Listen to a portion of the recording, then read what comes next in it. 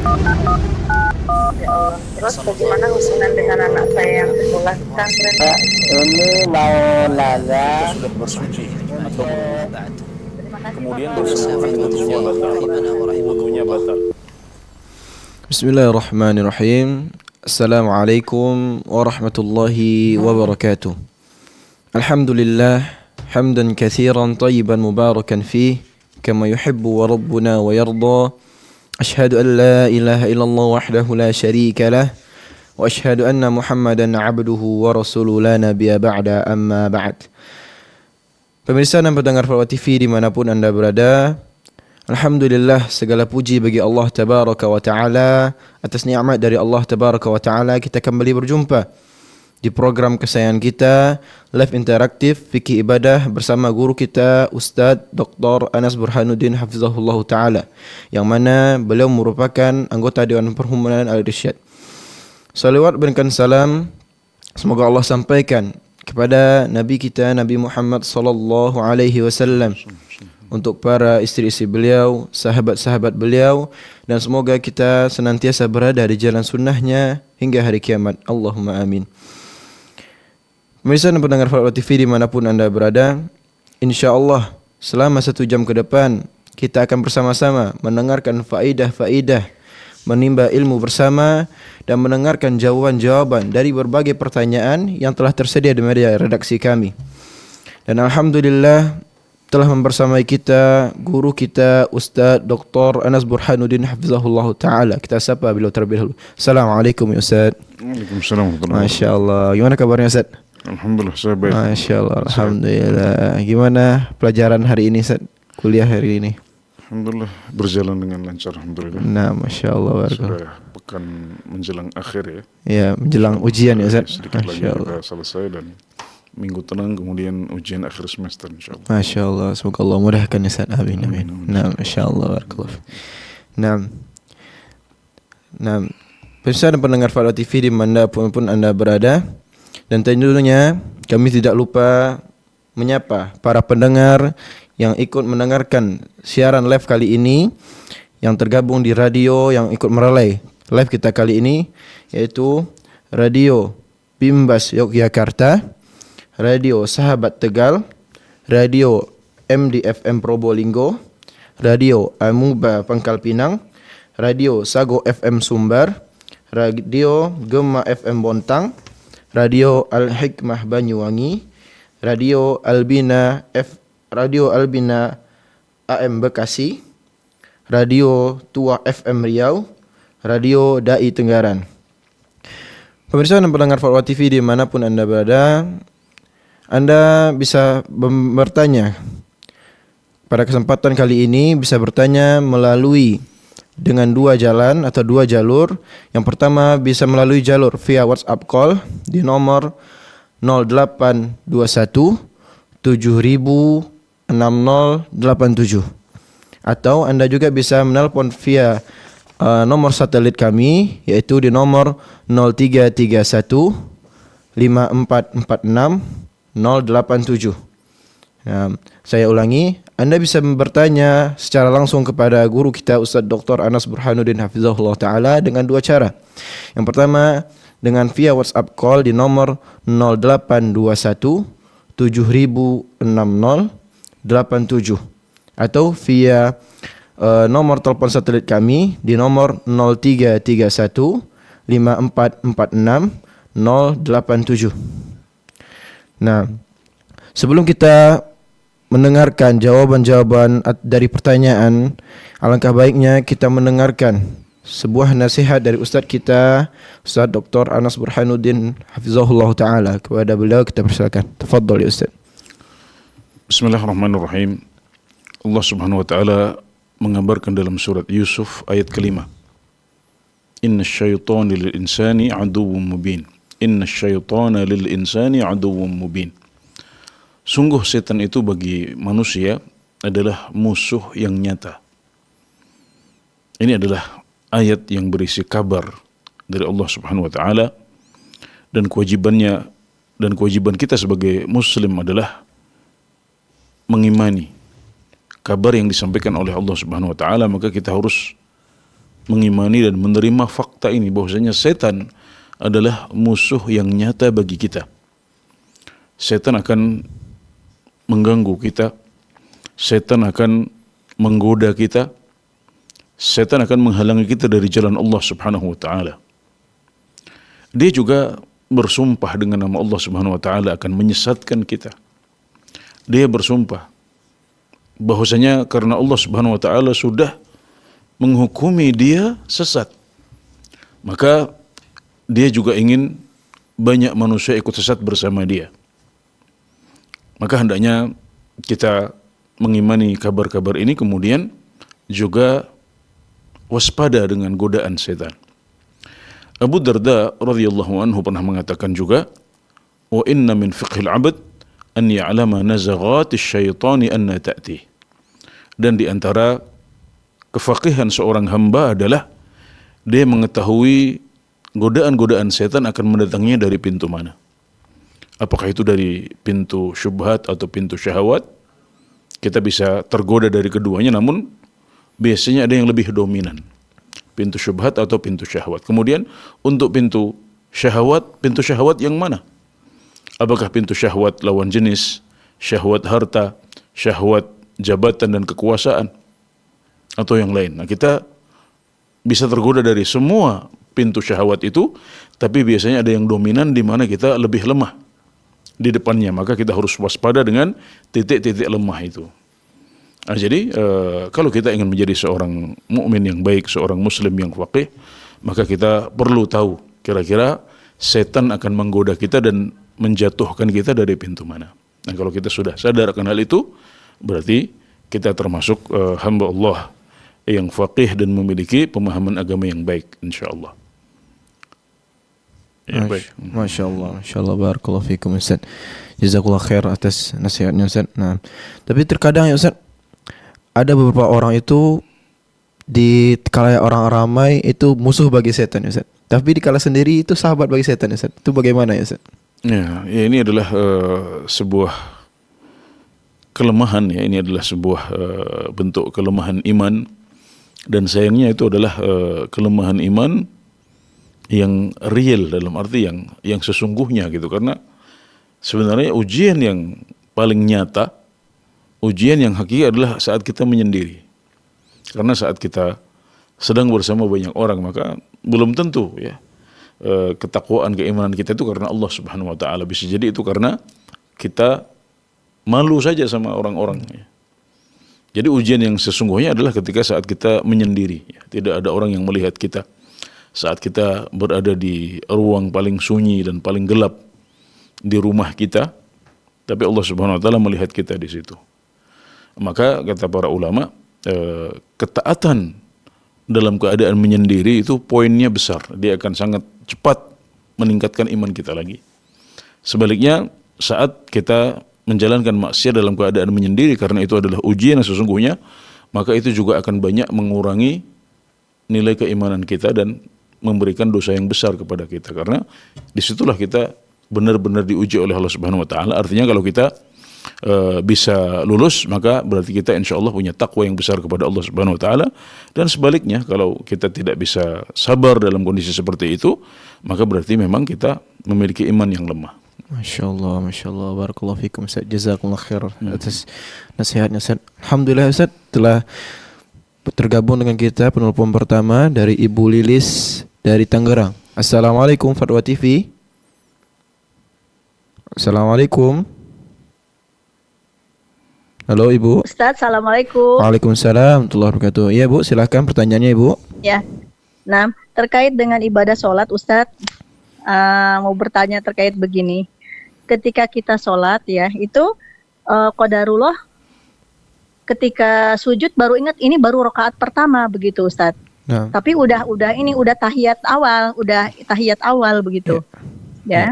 Nah, terus melakukan lagi rakaat kedua di tahiyat awalnya. Jadi ataukah tidak usah ada tahiyat awal di rakaat kedua? Begitu Ustaz. Ya, baik. Itu pertama ya. Terus keduanya terkait dengan sholat juga. Ya. ketika di rakaat pertama itu kan ketika setelah baca Al-Fatihah ada sunahnya baca surat pendek ya Ustadz ya, gitu kan, bacaan surat. Nah, ketika di rakaat kedua hanya baca Al-Fatihah kelupaan suratnya gitu. Itu bagaimana Ustadz? Baik. Oke, Bu. Apakah di rakaat ketiga boleh membaca suratnya begitu? Ya, baik. Syukuran Ustadz. Mohon penjelasannya secara syariat. Assalamualaikum warahmatullahi wabarakatuh. Waalaikumsalam warahmatullahi wabarakatuh. Nah, Ustaz. Tafadhol ya. Ya, jadi saat kita sudah duduk tasyahud awal pada rakaat pertama yang kita lakukan dalam sholat kita, maka berarti itu adalah tasyahud awal sebelum waktunya. Maka ini adalah sesuatu yang tidak dihitung. Kita nggak perlu melakukannya lagi, tidak bisa seperti itu. Jadi tetap kita harus tasyahud lagi dan tidak boleh sengaja ditinggalkan. Nah, jadi tata caranya seperti itu. Kemudian rakaat yang ketiga normal seperti biasa, rakaat keempat juga normal seperti biasa. Nah, setelah salam kemudian kita Allahu Akbar lagi, ya, sujud, kemudian bangun lagi Allahu Akbar, terus sujud untuk kali yang kedua. Nah, kemudian kita Allahu Akbar bangun, kemudian kita salam lagi 2 kali. Ya, jadi ini yang perlu dilakukan saat terjadi kesalahan seperti yang disebutkan oleh Ibu Lilis tadi. Ya, sedangkan yang kedua tentang adapun surat pendek setelah surat Al-Fatihah hukumnya adalah sunnah saja. Dan kalau kita lupa membacanya maka tidak perlu diqadha, ya, tidak perlu diqadha. Jadi ya sudah kita dianggap sholat kita sudah sah dan tetap sempurna sholatnya, tidak ada yang kurang dalam sholat itu. Jadi tidak perlu ada qadha di rakaat yang ketiga karena tadi di rakaat pertama belum membaca, ya, karena ini sifatnya hanyalah sunnah saja, ya. Jadi kita tidak perlu untuk mengqadhanya. Tapi kalau kita ingin membaca, ya, kalau kita ingin membaca surat, ya, di rakaat yang ketiga atau yang rakaat yang keempat, maka itu boleh dilakukan sesekali, ya. Sebagaimana Nabi Muhammad SAW juga kadang-kadang membacanya. Nah, jadi membaca surat, ya, di rakaat ketiga dan keempat itu dibolehkan, ya, dan dianjurkan juga sesekali kita membacanya karena Nabi juga mencontohkan demikian. Ya, jadi untuk bermalam di Mina pada tanggal 10, 11 dan 12 Hijriah, ya, ini hukumnya adalah wajib, ya, menurut sebagian besar ulama. Berbeda dengan bermalam di Mina pada tanggal 8 Dzulhijjah itu hukumnya sunnah menurut sebagian besar ulama. Jadi kita tidak boleh meninggalkan mabit atau bermalam di Mina pada tanggal 10, 11 dan 12 Hijriah. Dan kalau kita sampai meninggalkannya baik karena uzur atau sengaja, ya, maka kita punya kewajiban untuk menyembelih seekor kambing yang disebut sebagai dam, ya, dan kambing ini disembelih di Mekah, kemudian dibagikan kepada para fuqara dan miskin, ya, kepada fakir miskin di kota Mekah. Dan yang dihitung dengan bermalam adalah paling tidak kita berada di Mina pada malam hari dan minimal kita berada di sana setengah malam. Nah, jadi kalau model mabitnya seperti yang disebutkan dalam pertanyaan, maka insya Allah itu sudah cukup. Tidak sempurna tapi sudah cukup, karena bagi para ulama yang penting adalah bermalam di Mina paling tidak setengah malam. Itu sudah cukup. Jadi alhamdulillah untuk kewajiban mabitnya sudah cukup, ya. Tapi yang perlu diperhatikan adalah tentang melempar jumrah pada hari-hari ini, ya. Jamaah haji pada tanggal 11, 12 dan 13 mereka akan melempar jumrah, dan lemparan jumrah itu menurut pendapat yang lebih kuat baru dimulai pada saat masuknya waktu zuhur, yaitu ketika matahari sudah tergelincir ke arah barat. Karena dahulu para sahabat Rasulullah SAW bersama Nabi Muhammad SAW itu kanu yatahayyanun, ya, mereka dulu menunggu, benar-benar menunggu sampai matahari sudah benar-benar tergelincir, baru kemudian mereka melempar jumrah. Dan tidak ada satu riwayat pun yang menyebutkan bahwasanya beliau atau para sahabat melempar sebelum waktu itu. Maka ini untuk kehati-hatian, maka kita jangan melempar sebelum tanggal, ya, sebelum pada sebelum masuknya waktu zuhur. Ya, meskipun ada pendapat sebagian ulama yang membolehkan melempar sebelum itu, tapi kita berbicara tentang kehati-hatian dan pendapat yang lebih kuat, dan ini yang saya lihat lebih kuat, juga lebih hati-hati, ya, lebih hati-hati. Nah, kalau kita tidak bisa berada di Mina kecuali pada waktu malam, maka tidak masalah. Jadi justru malah nanti yang untuk tanggal 11 maka melemparnya pada tanggal 11 malam, ya. Jadi jangan dibalik. Tanggal 11 tidak perlu melempar jumrah. Karena biasanya tanggal 10 Dzulhijjah itu mereka melemparnya pada pagi hari. Memang beda antara lemparan jumrah pada tanggal 10, di mana sunnahnya adalah dikerjakan saat matahari sudah terbit, ya, dari pagi hari sudah dibolehkan dan dianjurkan. Adapun untuk lemparan jumrah pada tanggal 11, 12 dan 13 Hijriyah, ya. Maksudnya 11, 12 dan 13 Dzulhijjah, ya. Maka lemparannya ini dimulai saat masuk waktu zuhur. Maka Anda pada tanggal 10 malam, ya, ketika mabit tidak perlu melempar jumrah kecuali kalau yang tanggal 10 belum dilempar. Nah, jadi bisa bermalam di Mina saja, tanpa melempar jumrah. Nah, kemudian pada tanggal 11 Dzulhijjah, ketika malam harinya Anda akan menginap di Mina, maka Anda melempar untuk tanggal 11. Karena itu adalah waktu yang boleh. Jadi sunnahnya adalah dimulai ketika waktu zuhur, tapi waktunya panjang, ya. Dibolehkan melempar sampai malam hari. Bahkan sampai menjelang subuh nggak apa-apa. Nah, jadi mestinya lemparan pada tanggal 11 Dzulhijjah itu untuk tanggal 11 juga. Nah, kemudian juga tanggal 12 seperti itu juga, tanggal 12 nanti lemparan dilakukan ketika sudah tanggal 12 malam, ya. Ketika tanggal 12 malam kita melempar untuk tanggal 12-nya. Nah, dan itu boleh, ya, dan tidak melanggar. Ya, dan kecuali kalau kita ingin keluar pada tanggal 12 Dzulhijjah, ya, maka berarti nanti pas tanggal 12 Dzulhijjah kita berangkat ke Mina, ya, kemudian melempar jumrah, setelah itu keluar balik ke hotel lagi atau kembali ke Masjidil Haram. Nah, jadi teknisnya bisa seperti itu, ya. Jadi singkatnya untuk bermalam di Mina, alhamdulillah sudah cukup, ya. Setengah malam lebih sedikit itu sudah cukup, karena minimalnya adalah bermalam di Mina paling tidak setengah malam, ya. Kemudian untuk melempar jumrah yang hati-hati adalah kita tidak melempar kecuali setelah matahari tergelincir, ya, dan tidak masalah kita akhirkan. Jadi memang hukum-hukum haji itu ketat di awal, ya. Kadang-kadang sebelum masuk waktunya nggak boleh. Nah, tapi nanti waktunya longgar di belakang, ya. Di belakang kita bisa melemparnya setelah asar, ya, bisa setelah maghrib, bisa setelah isya. Alhamdulillah waktunya luas. Nah, tapi di depan tidak boleh, ya. Buktinya tadi Nabi dan para sahabat sampai menunggu dulu sampai waktunya masuk baru kemudian mereka melempar, ya. Ya, jadi ini adalah pendapat yang lebih hati-hati dan lebih kuat, insyaallah. Masya Allah, jazakallah khairan Ustaz atas jawabannya Ustaz, Masya Allah. Kemudian kita beralih ke pertanyaan selanjutnya Ustaz. Masih berada pertanyaan. Oh, nah, ada telepon masuk ternyata Ustaz, Masya Allah. Telepon dari Bapak Zainal. Bapak Zainal dari Tangerang. Assalamualaikum Fatwa TV. Assalamualaikum. Halo Bapak, Assalamualaikum.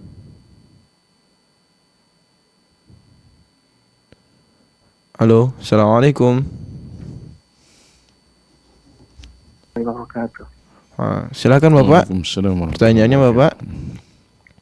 Iya. Assalamualaikum Pak Ustaz. Waalaikumsalam warahmatullahi wabarakatuh. Saya mau tanya tentang mandi junub Pak Ustaz. Saya kan ke kamar mandi. Iya. Lalu aku buang air besar dulu. Setelah itu udah selesai buang air besar, saya niatnya Pak Ustaz di dalam air mandi tentang niat cukup, baru saya guyurkan seluruh badannya itu. Maaf Bapak, suaranya terputus-putus Bapak, bisa diulangi pertanyaannya Bapak? Iya, saya kan ke kamar mandi. Iya. Iya, buang air besar dulu. Setelah buang air besar dulu, cebok gitu kan, udah bersih. Baru di dalam kamar mandi itu baru saya niat mandi junub, Ya. baru saya guyurkan seluruh tubuh, itu junub saya sah ya Pak Ustaz. Ya. Itu aja. Baik. Ya, terima kasih Bapak. Assalamualaikum. Waalaikumsalam warahmatullahi wabarakatuh. Barakallahu fiikum. Nah, Ustaz. Jelas pertanyaan Ustaz? Ya, jadi tidak masalah bagi kita ya untuk memulai mandi wajib dengan buang hajat dahulu ya, baik itu buang air besar atau buang air kecil. Nggak masalah, itu tidak berpengaruh apa-apa pada mandi wajib kita. Jadi Bapak silahkan hajatnya diselesaikan dahulu ya, buang hajat dahulu. Kemudian setelah itu cebok ya, berarti di situ ada 2 toharah ya. Bapak mulai dengan toharah minan izalatun najasah dulu, atau toharah minal khobath ya. Toharah minal khobath artinya adalah menghilangkan najis. Dengan cebok itu berarti ada toharah dalam bentuk menghilangkan najis. Nah, kemudian setelah itu karena Bapak dalam keadaan junub, maka Bapak berpindah kepada toharah yang kedua, yaitu toharah dalam bentuk menghilangkan hadas. Yaitu dalam hal ini menghilangkan hadas akbar. Ya, maka sudah benar ya Bapak niat ya, kemudian mengalirkan air ke seluruh tubuh sehingga seluruh tubuh basah. Ya, itu sudah cukup ya, karena kata para fuqaha ya, rukun mandi wajib itu hanya satu ya, rukunnya adalah mengalirkan air ke seluruh anggota tubuh. Jadi kalau air sudah sampai ke seluruh anggota tubuh dan sebelumnya kita niatkan itu sebagai mandi wajib yang akan mengangkat hadas akbar kita, maka mandi wajib kita sudah sah. Dan lebih baik lagi kalau kita memulai dengan anggota wudhu dahulu, sebagaimana dicontohkan oleh Rasulullah SAW, di mana beliau memulai dengan wudhu pada anggota wudhu, dimulai dari tangan, ya, kemudian wajah, ya, kemudian kanan tangan sampai kedua siku beliau, ya, kemudian mengusap kepala, kemudian membasuh kaki, ya, baru kemudian beliau guyurkan air ke seluruh anggota tubuh. Nah, jadi mandi wajib yang Bapak lakukan adalah sifat minimalis. Nah, sedangkan yang dicontohkan oleh Nabi Muhammad SAW adalah sifat yang sempurna atau sifatul kamal ya. Jadi kalau kita memiliki waktu yang luas, kita tidak buru-buru ya, dan juga mungkin sedang semangat, tidak malas ya, kita alangkah baiknya kalau kita bisa mandi wajib dengan sempurna ya. Tapi kalau pas kita mungkin sedang malas, kita sedang buru-buru ya, tidak masalah, kita langsung guyur saja, tapi didahului dengan niat bahwasanya itu adalah mandi yang bukan sekedar mandi. Itu adalah mandi wajib yang kita niatkan mengangkat hadas akbar kita. Insya Allah yang ditanyakan ya, bentuk seperti itu sudah cukup untuk menghilangkan hadas akbar kita. Alhamdulillah. Nah, Masya Allah, jazakallah khairan Ustaz atas jawabannya. Nah, kita beralih ke pertanyaan selanjutnya Ustaz, yaitu pertanyaan penelpon masuk ternyata Ustaz. Dari Ibu Yanti dari Sumber. Assalamualaikum Fatwa TV. Assalamualaikum Ibu. Halo, Assalamualaikum. Halo, Assalamualaikum. Waalaikumsalam warahmatullahi wabarakatuh. Iya Ibu, silakan pertanyaannya Ibu. Mau bertanya Ustadz, Iya, silakan. jika kita telah melaksanakan sholat witir di waktu sahur dan waktunya mepet mendekati azan, mana yang lebih utama dilakukan untuk mengisi sisa waktu menjelang azan? Apakah beristighfar atau berdoa Ustadz? Nah, Masya Allah. Jazakallah khair. Assalamualaikum Jazakallah. warahmatullahi wabarakatuh. Waalaikumsalam warahmatullahi wabarakatuh. Nah, Ustaz, tafadhol ya Ustaz. Ya, baik, ketika kita sudah melaksanakan sholat witir dan masih ada waktu ya antara sholat witir dengan terbitnya fajar, ya maka ini adalah waktu sahur, berarti ini adalah waktu sahur atau waktu sahar. Dan Allah Subhanahu Wa Taala berfirman memuji orang-orang yang beristighfar di waktu seperti ini, yaitu di waktu sahur. Wal mustaghfirina bil ashar, dan mereka orang-orang yang beristighfar ketika waktu sahur. Ya, ini beliau, ini Allah Subhanahu Wa Taala sebutkan ya dalam konteks menyebutkan sifat-sifat hamba Allah yang terpuji. Ya. Sifat-sifat hamba Allah itu adalah salah satunya memperbanyak istighfar pada waktu sahur. Ya, maka kalau kita tidak memiliki waktu yang luas, maka amalan terbaik saat sahur adalah istighfar ini. Ya, tapi kalau kita punya waktu yang lebih, kita bisa gabungkan dengan yang lain, ya, bisa dengan sholat malam, ya, bisa dengan berdoa, ya, khusus karena itu juga adalah waktu mustajab. Ya, ini adalah sepertiga malam yang terakhir dan merupakan detik-detik akhirnya atau menit-menit akhirnya. Dan kita tentunya tahu bahwasanya istighfar juga adalah doa. Ya, istighfar adalah meminta ampunan atau berdoa agar kita diampuni. Ketika kita mengucapkan astaghfirullah, astaghfirullah, astaghfirullah, atau kita mengucapkan ghufranaka, ya, itu kita sedang berdoa kepada Allah Subhanahu wa taala. Dan istighfar adalah doa khusus. Istighfar adalah doa khusus, sementara doa itu lebih luas maknanya. Ada doa minta rezeki, ada doa minta istiqamah, ada doa dimudahkan urusan. Ya. Nah, istighfar adalah doa agar dosa-dosa kita diampuni. Ya. Jadi ada terkaitan besar antara istighfar dengan doa. Tapi kalau waktu kita mepet, ya, kita tidak bisa gabungkan antara istighfar dengan doa. Kita bisanya mungkin hanya 1 menit, 2 menit untuk istighfar, maka ibadah terbaik di saat seperti itu adalah beristighfar kepada Allah Subhanahu wa taala. Ya. Jadi boleh kita istighfar saja, nanti untuk doa bisa kita lakukan nanti setelah kita menyelesaikan sholat qabliyah subuh, ya. Karena akan ada waktu mustajab lagi antara adzan dan iqamat. Ya, jadi fleksibel, alhamdulillah ini semuanya ibadah sunnah semuanya. Ya, jadi bukan merupakan ibadah wajib, jadi hukumnya bisa fleksibel. Ya, kalau tidak bisa menggabungkan, kita bisa istighfar saja. Meskipun ya berdoa juga boleh, ya sama-sama baik, ya. Tapi yang terbaik adalah kita istighfar kalau waktunya tidak luas. Dan kapan kita punya waktu yang lebih luas, kita berusaha menggabungkan antara berbagai ibadah itu dan kita variasikan. Baik, semoga bisa dipahami dengan baik oleh saudari penanya. Masya Allah, jazakumullah khairan Ustaz atas jawabannya. Masya Allah. Kita beralih selanjutnya Ustaz ke penanya selanjutnya. Itu penanya dari via website kita Ustaz. Telah masuk di meja redaksi kami, itu dari saudara Aan Andika yang beliau dari Lampung Ustaz, tepatnya di Kabupaten Lampung Tengah. Assalamualaikum Ustaz, izin bertanya. Waalaikumsalam warahmatullahi wabarakatuh. Bolehkah membayar fidyah ibu menyusui? Yang fidyah itu hanya diberikan kepada 1 orang saja Ustaz. Nah, barakallahu fikum Ustaz. Tafadhal Ustaz. Baik, tidak masalah kita memberikan fidyah 30 hari misalnya diberikan kepada 1 orang saja, atau kita membagikannya kepada 30 orang miskin, ya, 30 hari kemudian kita bagi pada masing-masing 1 orang. Ya, semuanya boleh, alhamdulillah. Tidak ada catatan harus 30 orang, ya, atau harus 1 orang 1 orang. Jadi tidak ada kewajiban, ya.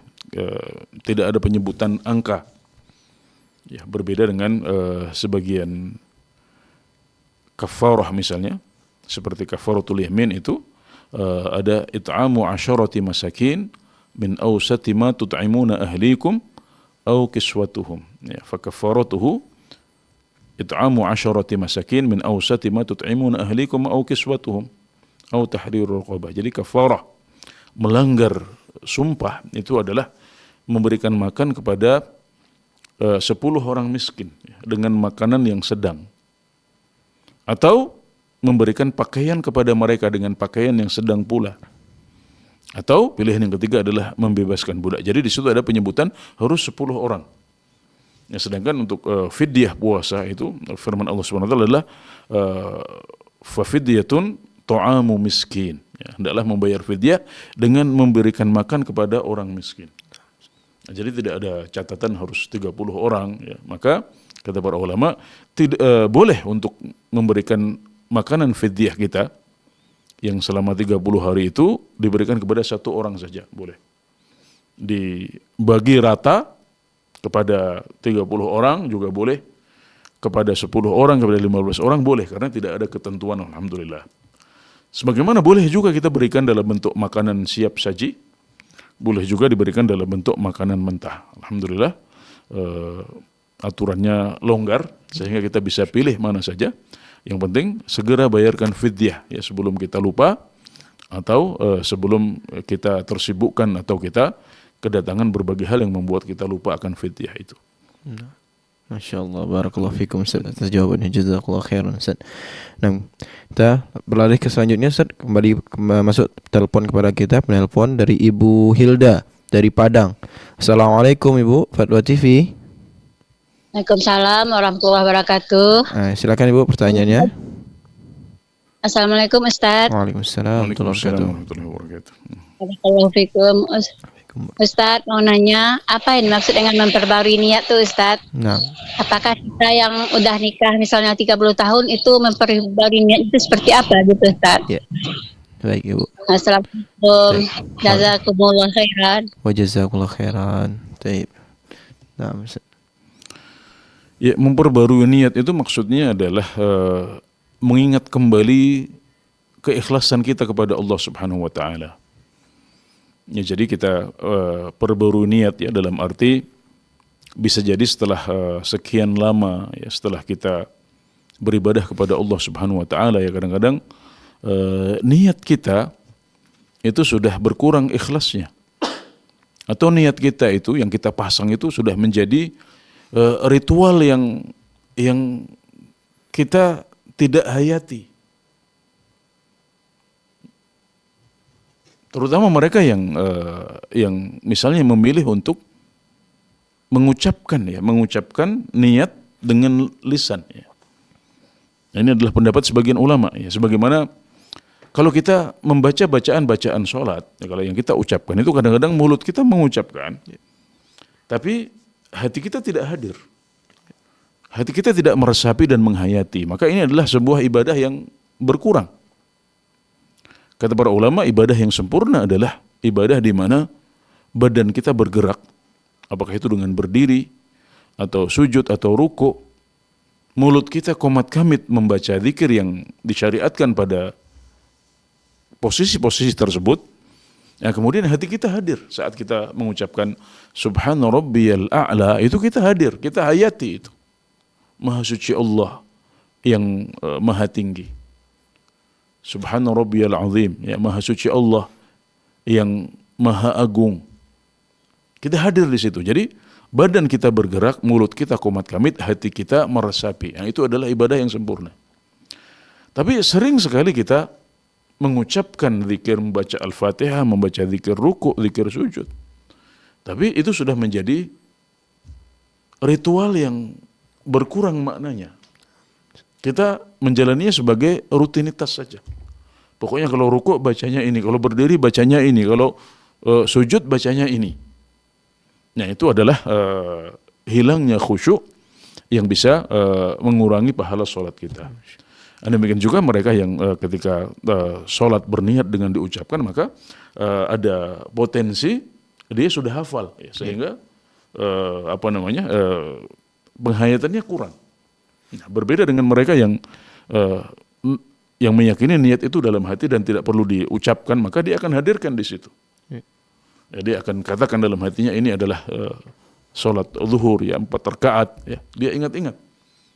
Karena dia nggak mengucapkan, sehingga dia fokusnya pada hati. Ya, ini mungkin salah satu hikmah ya dari teladan Nabi Muhammad SAW bahwasanya niat itu dalam hati dan tidak diucapkan. Ya.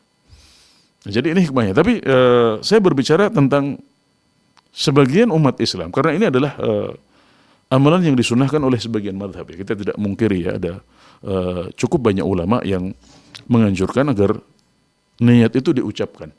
Nah, jadi ketika kita terbiasa mengucapkan niat, maka ancaman tidak hadirnya hati kita itu ada. Sebagaimana hal itu terjadi saat kita membaca zikir-zikir yang biasa kita lafadzkan. Baik berupa bacaan Al-Fatihah, ya baik berupa zikir ruku ataupun zikir sujud. Ya. Nah, maka karena itu ya kita perlu sering-sering saling mengingatkan untuk khusyuk dalam zikir-zikir itu dan juga menghadirkan hati, ya, termasuk menghadirkan hati dalam niat kita. Ya, maka niat yang sudah terlalu sering kita ucapkan, ya, niat yang atau bacaan zikir yang sudah menjadi rutinitas kita itu ada ancaman kita tidak khusyuk di situ. Maka ini butuh pembaruan. Ya, ini butuh untuk disegarkan lagi. Ya. Dan kita butuh untuk sering-sering diingatkan agar ikhlas, ikhlas dan ikhlas. Karena ikhlas ini sangat vital, tapi kita sering lupa. Kadang-kadang di awal sholat kita ikhlas, ya di akhir sholat kita bergeser niat kita. Ini butuh diperbarui yang seperti ini.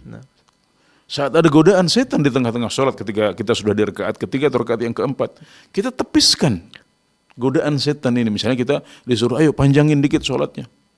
Itu calon mertua lihat. Atau itu ada tetangga yang lihat. Nah, di sini kita butuh memperbarui niat.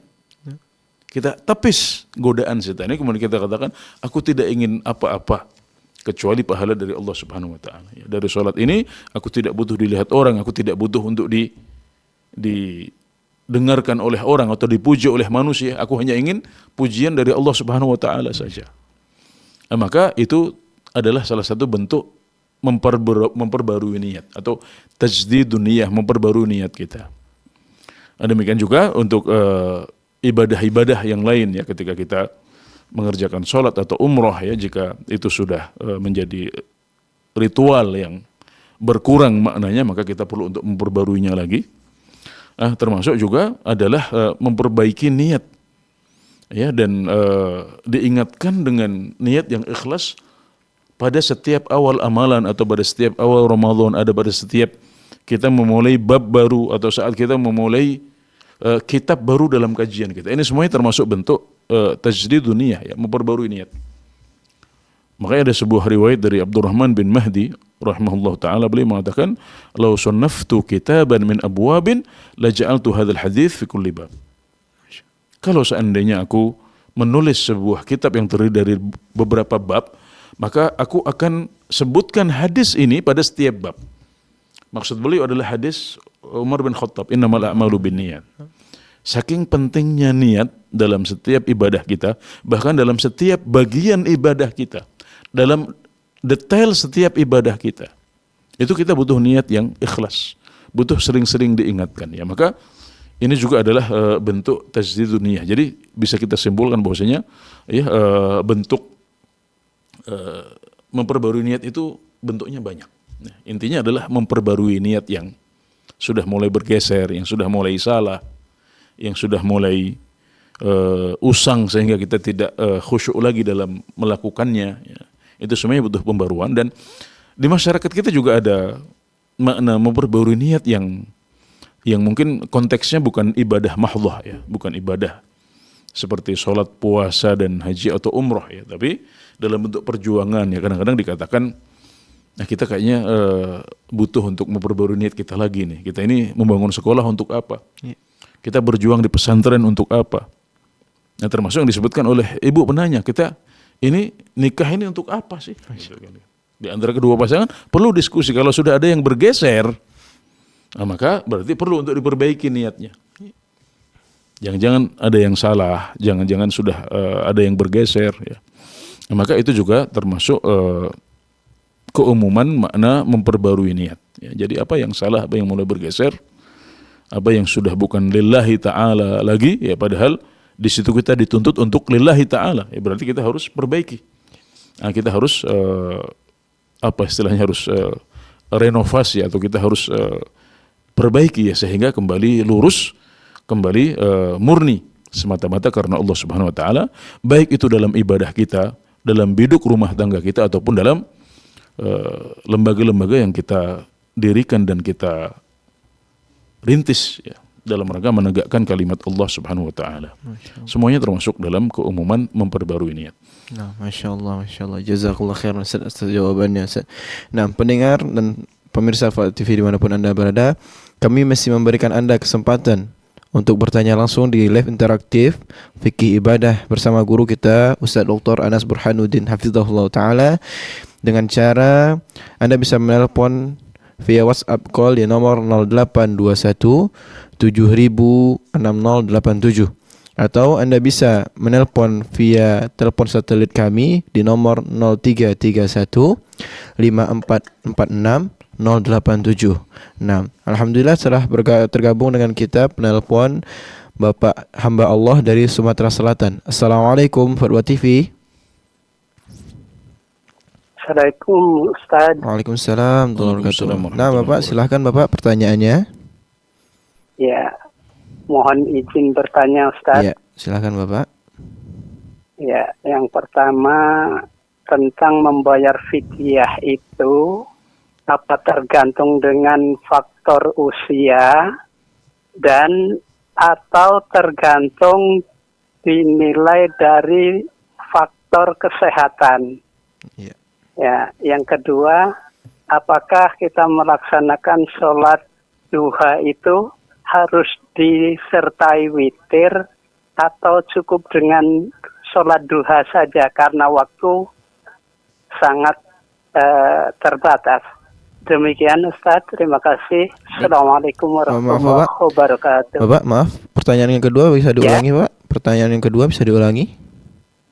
Ya, sholat duha. Ya. Karena kita ada kepentingan yang nggak bisa diwakilkan. Ya.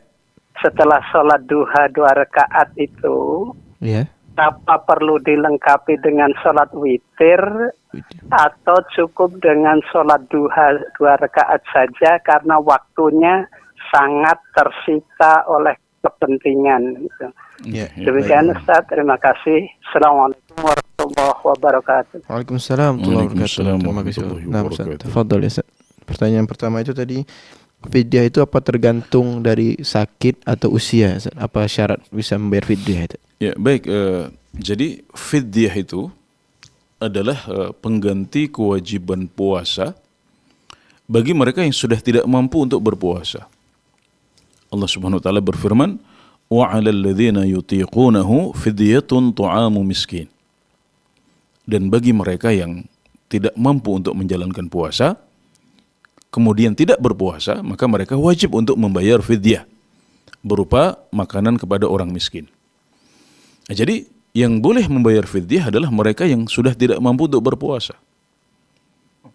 Maka kalau tadi Bapak memberikan pilihan apakah patokannya adalah umur atau kemampuan, jawabannya adalah kemampuan. Jadi kalau ada orang yang sudah berumur 80, 90 tapi dia masih mampu untuk berpuasa. Dan ada yang seperti itu, Masya Allah. Saya pernah bertemu dengan kakek-kakek yang sudah cukup uzur ya. Saya tanya, masih berpuasa Mbah? Gitu. Kita memanggilnya Mbah atau Bapak, saya lupa apakah panggil Mbah atau Bapak. Ya, beliau mengatakan, iya saya masih kuat. Saya masih dengan senang hati menjalankan ibadah puasa karena beliau terlatih. Ya, bahkan di luar bulan Ramadan pun beliau masih terbiasa dengan menjalankan puasa sunnah. Jadi ini umur sudah cukup tinggi, ya sudah cukup tua tapi masih mampu, maka dia belum boleh untuk membayar fidyah. Ya, berarti dia harus menjalankan puasa seperti anak-anak muda. Sebaliknya mungkin ada yang umurnya masih di bawah beliau tadi, ya tapi sudah pikun, ya sudah lemah fisiknya. Nah, kita melihat di masyarakat ada yang seperti itu. Maka kalau sudah tidak mampu, berarti dia sudah masuk dalam ayat. Wa 'alal ladzina yutiqunahu fidyatun tu'amu miskin. Ya. Termasuk yang boleh membayar fidyah adalah orang yang sakit kronis, yaitu sakit yang sudah tidak diharapkan sembuh. Ya, dalam arti kemungkinan sembuhnya kecil. Ya, jadi kalau kita tunggu misalnya sampai sembuh ya di bulan-bulan yang akan datang, dokter sudah mengatakan ini sudah menaun penyakitnya, ya sudah kronis, ya. Dia akan terus sakit seperti ini. Ya, maka kalau dia sudah tidak mampu untuk menjalankan puasa, juga tidak bisa menggantinya pada hari yang lain karena sakitnya sudah kronis, maka dia termasuk orang yang dibolehkan untuk membayar fidyah. Ya, dan menurut sebagian ulama juga adalah orang yang hamil dan menyusui, ya, karena hamil dan menyusui ini juga berpengaruh pada fisik seseorang, tapi mereka mensyaratkan itu adalah yang hamil dan menyusui dan dia meninggalkan puasa karena kekhawatiran terhadap janin atau anak yang dia susui. Ini juga termasuk orang yang boleh untuk membayar fidyah menurut sebagian ulama. Ini pertanyaan yang pertama. Ya, yang kedua itu jadi jawabannya adalah patokannya adalah kemampuan, bukan umur. Nah. Kemudian yang kedua, apakah sholat setelah sholat duha itu ada sholat witir, Ustaz. Ya, baik, untuk sholat duha ya Bapak yang dirahmati Allah Subhanahu wa taala, tidak ada witir untuk sholat siang. Ya, witir itu adalah penutup sholat malam ya. Maka kalau Bapak di pagi hari ya, di waktu duha punya kegiatan, apalagi kegiatan yang wajib, baik itu kegiatan kantor atau mengajar atau berdagang atau yang lain, kalau Bapak hanya punya waktu untuk sholat duha 2 rakaat, maka itu sudah cukup ya. Sebagaimana sabda Nabi Muhammad SAW, sholatun nahari mathna mathna ya, sholat siang hari itu 2 rakaat 2 rakaat. Jadi boleh 2, boleh 4, boleh 6, boleh 8. Tidak ada batasnya untuk sholat duha. Tapi paling tidak adalah 2 rakaat dan tidak perlu ditambah dengan witir karena tidak ada witir untuk sholat siang hari. Barakallahu fikum. Masya Allah, jazakallah khairan Ustaz atas jawabannya. Nah, alhamdulillah setelah tergabung kembali dengan kita penelpon selanjutnya dari Bapak Tulungan dari Sumatera Utara. Assalamualaikum Bapak, Fatwa TV. Waalaikumsalam. Ya, silakan Bapak pertanyaannya. Assalamualaikum. Waalaikumsalam warahmatullahi wabarakatuh. Ya, silakan Bapak. Soal niat di dalam sholat, sebahagian ulama mengatakan usolli itu adalah menguatkan niat, bukan niat yang sebenarnya. Ketika takbir, niat itu di dalam hati, aku sholat fardu zuhur mengikut imam 4 rakaat karena Allah Ta'ala. Apakah itu betul? Dan makna fazkuruni, ingat aku di dalam sholat, apakah ada di dalam hati, berzikir ingat kepada Allah, berzikir Allah, mulut mengatakan bacaan sholat. Apakah begitu? Terima kasih. Assalamualaikum warahmatullahi wabarakatuh. Waalaikumsalam warahmatullahi wabarakatuh. Nah. Ya, baik. Betul apa yang disampaikan oleh Bapak Tulungan di Sumatera Utara ya? Iya. Bahwasanya menurut para ulama yang menganjurkan talaffuz bin niyah atau melafalkan niat, niat itu ada dalam hati. Patokannya adalah yang dalam hati. Jadi ini adalah sebuah fakta yang perlu kita sampaikan juga ya. Para ulama yang menganjurkan agar niat itu dilafalkan seperti para ulama mazhab Syafi'i, para ulama mazhab Hambali ya, mereka juga meyakini bahwasanya yang dijadikan patokan adalah yang ada di dalam hati. Jadi kalau misalnya terjadi perbedaan antara apa yang dalam hati dengan apa yang diucapkan. Ya misalnya orang dalam hati dia niatnya sholat duhur, tapi dia salah ucap sehingga yang dia ucapkan adalah usolli fardhu zuhri misalnya. Maka yang dijadikan patokan adalah yang ada di dalam hati. Sehingga sholat duhurnya sudah sah. Nah, jadi mereka menganggap talaffuz bin niyah, melafatkan itu sebagai penguat saja. Ya, sebagai penguat saja. Dan kita mengetahui bahwasanya adalah masalah ikhtilafiyah di antara para ulama. Jadi kalau Pak Tulungan ya menyebutkan tadi apakah betul seperti itu, jawabannya iya. Jadi menurut mereka yang menganjurkan untuk niat dilafatkan atau dilafalkan, tetap yang dijadikan patokan utama adalah yang berada di dalam hati. Ya karena memang hakikat niat itu memang dalam hati. Hanya kemudian para ulama berselisih pendapat apakah cukup dalam hati saja atau perlu dilafalkan. Nah, ini adalah masalah ikhtilafiyah yang mu'tabarah ya di antara para ulama. Dari zaman dahulu sekali mereka sudah berselisih pendapat. Dan tentunya kita dalam kajian-kajian kita menyampaikan apa yang lebih hati-hati, apa yang lebih sesuai dengan praktek dari Rasulullah SAW dan generasi awal umat Islam. Itu yang kemudian kita sampaikan dan kita anjurkan umat Islam untuk mengikutinya. Yaitu dengan tidak perlu untuk dilafatkan niatnya. Tapi masalah ikhtilafiyah di antara para ulama. Kemudian poinnya apa tadi ya untuk melafalkan niat ini saja. Iya, apakah pelafalan niat itu sebagai penguat saja atau harus melafalkan niat? Iya, jadi ini tidak bertentangan dengan apa yang kami sampaikan di depan tadi ya, bahwasanya karena dilafalkan maka kadang-kadang saking seringnya kita sudah ucapkan akhirnya menjadi hafalan yang akhirnya niat kita malah hati kita malah tidak ikut hadir di situ. Makanya tadi ini salah satu contohnya, kita ingin sholat asar tapi yang kita ucapkan adalah sholat duhur karena menjadi ritual yang berpotensi hati kita tidak hadir di situ sebagaimana yang kadang-kadang terjadi pada bacaan sholat kita. Baik saat kita berdiri, ruku, sujud ataupun yang lain. Ya. Nah, jadi apa yang disampaikan oleh Bapak Tulungan adalah sesuatu yang benar. Seperti itulah para ulama menjelaskannya. Nah. Satu lagi ada poin nggak? Nggak ada. Nah, alhamdulillah tidak cukup Ustaz. Pertanyaan tadi. Nah, alhamdulillah telah kembali tergabung dengan kita penelpon selanjutnya. Oh iya, makna fadhkuru ini tuh. Oh iya, adapun firman Allah Subhanahu wa taala fadhkuruni adzkurkum ya, maka ingatlah aku niscaya aku akan mengingat kalian. Atau pujilah aku niscaya aku akan memuji kalian. Ini dua makna yang sama-sama benar ya dari ayat itu. Dan ketika kita khusyuk dalam sholat kita berarti kita sudah mengingat Allah sebagaimana telah Dia perintahkan. Nah, jadi ketika perintah mengingat ini adalah perintah yang umum, ya. Nanti saat kita sholat maka kita harus menyesuaikan konteks amalan masing-masing. Ya berarti ketika saat kita berdiri kita khusyuk membaca Al-Fatihah.